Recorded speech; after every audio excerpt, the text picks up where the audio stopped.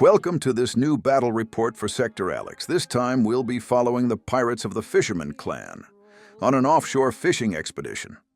This solo play session comes from the latest expansion, Big Game Fishing.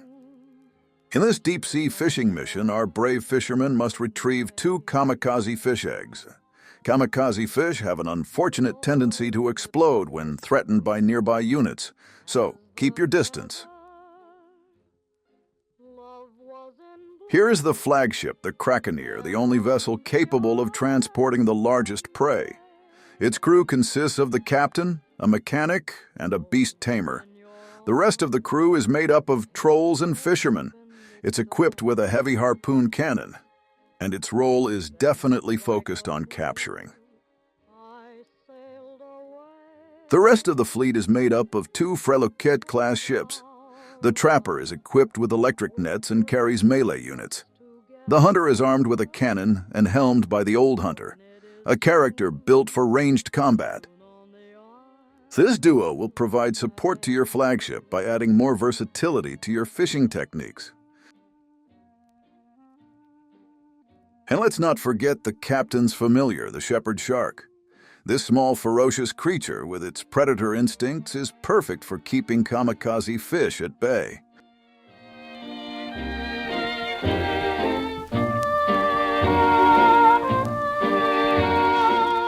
The fishermen are in position in the zone. Their objective is to cautiously advance toward the eggs without triggering the wrath of the explosive fish. The shepherd shark is perfect for this role. He'll move ahead of the fleet, staying at distance 2 from the fish to force them to back off. Now it's the fauna's turn to spring into action. Since the kamikaze fish haven't been provoked, they go about their business, each making a move in a random direction, determined by the direction die. The familiar activates, taking the lead to scare off the fish. Its goal is to position itself within range 2 of the Omnitool so that, on the next turn, the creatures will retreat. Careful. If it gets within range 1, the fish will feel threatened and strike. The rest of the fleet positions itself at a safe distance. As expected, the fish moves away from the shepherd shark. The others continue their random movements.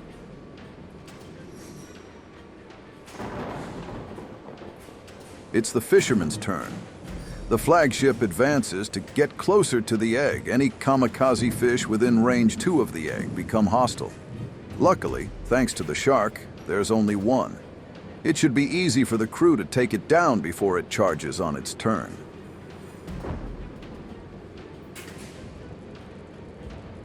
On the other side of the lighthouse, the Freluquet hunter moves into firing range of another fish to start clearing the path. The cannon isn't aligned with the target, but we're counting on the Old Hunter's 2 precise shots to eliminate the threat. As planned, the captain's 2 shots were enough to take down the explosive fish, clearing the way. Unfortunately, the hunter lands only 1 out of 2 shots, dealing just 1 point of damage and triggering the beast's rage. It's the fauna's turn. With their territorial instinct rule, each destroyed fish respawns at a random entry point as long as at least 1 egg remains in play. You thought you could get rid of them that easily. Think again. The Old Hunter is going to regret provoking that fish. It lunges forward and charges blindly at the ship. Its explosion is unavoidable, dealing 2 points of damage. The ship is down to 4 life points. Let's hope the mechanic can patch it up next turn.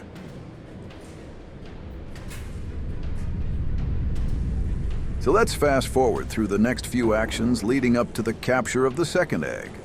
A few fish are taken down, the shark keeps the bulk of them at bay, and the fishermen steadily advance. Once the final egg is secured, the kamikaze fish can no longer respawn endlessly. But those fish are the least of your worries now. This is where the real fishing begins. And the fishing starts off strong. A D20 is rolled on the predator table. You've attracted the attention of 3 mist sharks and the legendary jaw. These new predators appear at random entry points.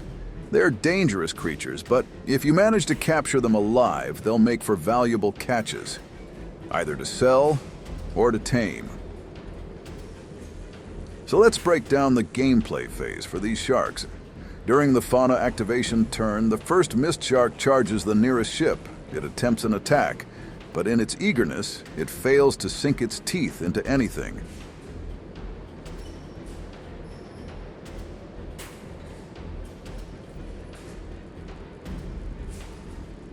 The great white, however, is a seasoned hunter. It lunges at the same ship, jaws wide. Its attack rolls 3 dice. Here's the twist with fauna.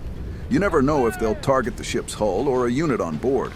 A D6 is rolled. On 1 to 3, it's the hull. On 4 to 6, it's a crew member. The die lands on a 5. A crew member is targeted. The pilot ends up in the belly of the beast. Like all animals, it retreats by 1 short movement after each attack. Once all the fauna have activated, it's back to our fishermen. One of the sharks is charging straight at the Freluquet trapper. Now's the perfect time to take advantage of the ship's net launching ability. The vessel moves into position and deploys a net directly in the shark's path. The fishermen's ships are more agile than most standard vessels, allowing them to strafe using the Omni Tool's long movement. This maneuver pulls the shark directly into the net, right where they want it. With the pilot now shark food, the ship has drifted off course. It's time for the crew to take back control and ready the weapons.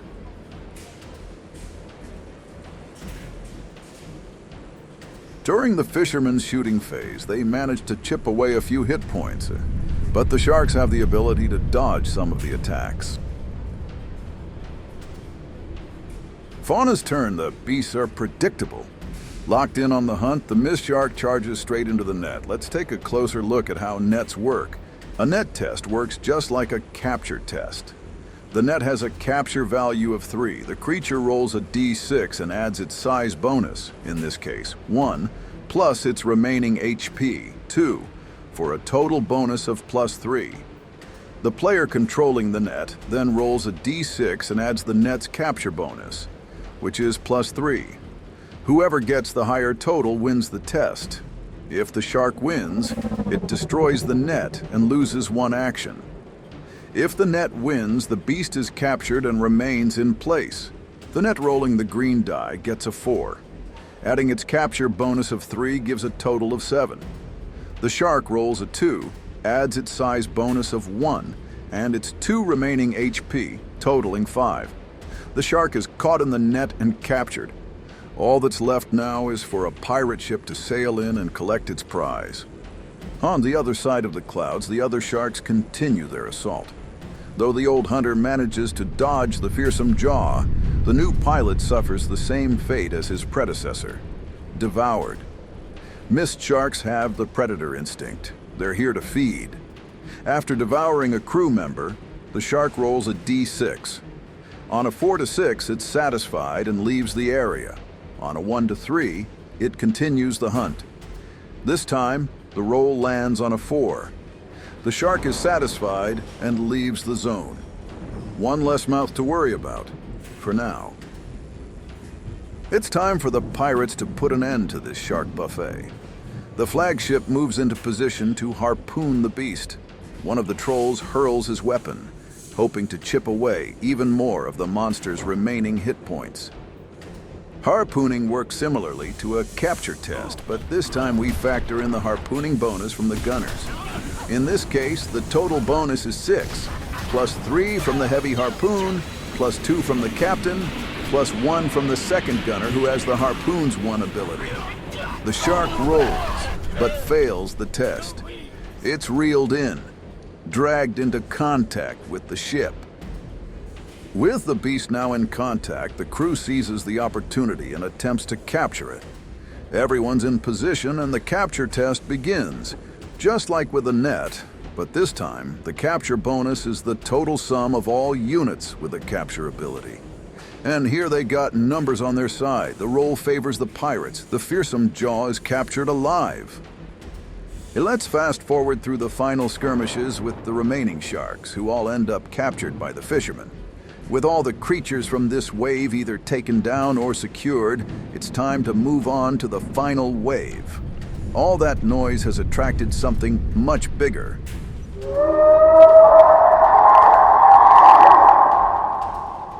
A red-headed kraken emerges from the mist of a cloud bank, no doubt on the hunt for some delicious sailors. Large creatures have behavior tables that dictate their actions and special attacks. In this case, the kraken dives beneath the cloud, only to resurface at another entry point. Unlucky for the sailors, it's even closer than before. Without hesitation, the kraken launches an assault on the flagship. So let's break down the assault. The kraken has 1d3 plus 1 attacks. It rolls a d6 and gets a 5, granting it 3 plus 1 equals 4 attacks in total. Thanks to its tentacle ability, the kraken can spread its attacks across multiple targets. It rolls 4d20, only 2 of the attacks hit. As with all fauna attacks, the kraken rolls a d6 for each hit to determine the target. 1 to 3 targets the hull, 4 to 6 targets a crew member. The first attack targets the hull, but fails to pierce the armor. The second attack hits a crew member, and the unlucky fisherman is devoured by the beast. The flagship holds, but it's taking a beating. So it's the fisherman's turn. They attempt a flanking maneuver surrounding the kraken with precision. The goal, whittle down its HP as much as possible in preparation for a capture attempt next turn. An exceptional shooting phase follows. Cannons and ranged attacks rain down, cutting the beast's health by half. The kraken is wounded, but far from done. On the beast's turn, it unleashes its special charge attack, slamming straight into the hull of the Freloquid. The impact is massive, a surge of force and fury as the kraken crashes into the smaller ship, testing its armor and the crew's resolve. Let's hope the Freloquid holds. The fishermen go all in, rushing forward to attempt the capture of the beast. It's a tight contest. The kraken is weakened, wounded, surrounded. But is it weak enough? Dice are rolled. Tension builds. This could be the moment that makes or breaks the hunt. But the beast proves unseizable, slipping free from the crew's grasp. And during its retreat, it lashes out with savage instinct, devouring the 2 lead trolls in a single brutal motion. The situation just got a lot more complicated. As if driven by a defiant fury, the beast charges again on its turn, this time slamming once more into the flagship. In a violent frenzy, it devours 2 more fishermen. In a desperate last-ditch maneuver, the Freloquid trapper launches its final net, casting it between the monstrous kraken and the flagship. The flagship pulls back from the fight, battered but still afloat, while the shepherd shark is deployed to keep the beast distracted. Now's the time to regroup, reposition, and prepare. The hunt isn't over yet.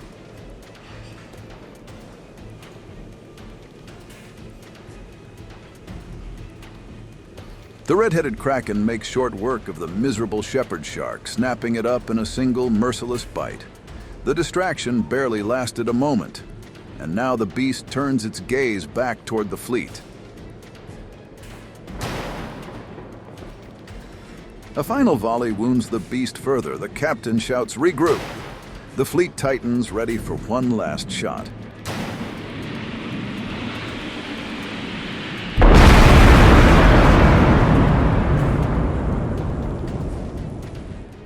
Wounded, the beast dives once more into the mist, then reappears behind the fleet on the far side of the lighthouse. Change of plans.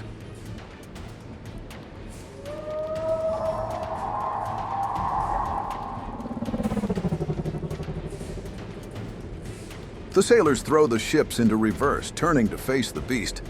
But with the crew so heavily reduced, capture is no longer an option. They'll have to take it down. But in the chaos of the maneuver, the captain had forgotten about the kamikaze fish still lurking nearby. Luckily, a well-timed shot eliminated the threat before it could strike. The kraken charges once more, this time landing a direct hit on the hull. The impact is brutal, further weakening the ship's structure as it groans under the strain. The crew of the Freluquet trap a rendezvous with the kraken, transferring their remaining sailors to reinforce the captured teams. One last chance to take the beast alive. It's now or never. With the support of the troll and the specialized fishermen, everything becomes possible again. In a final surge of effort, the harpoon strikes true, reeling the nearly dead beast into contact with the ship. The capture roll succeeds, thanks to the last-minute reinforcements, adding this monstrous prize to the day's hunting tally.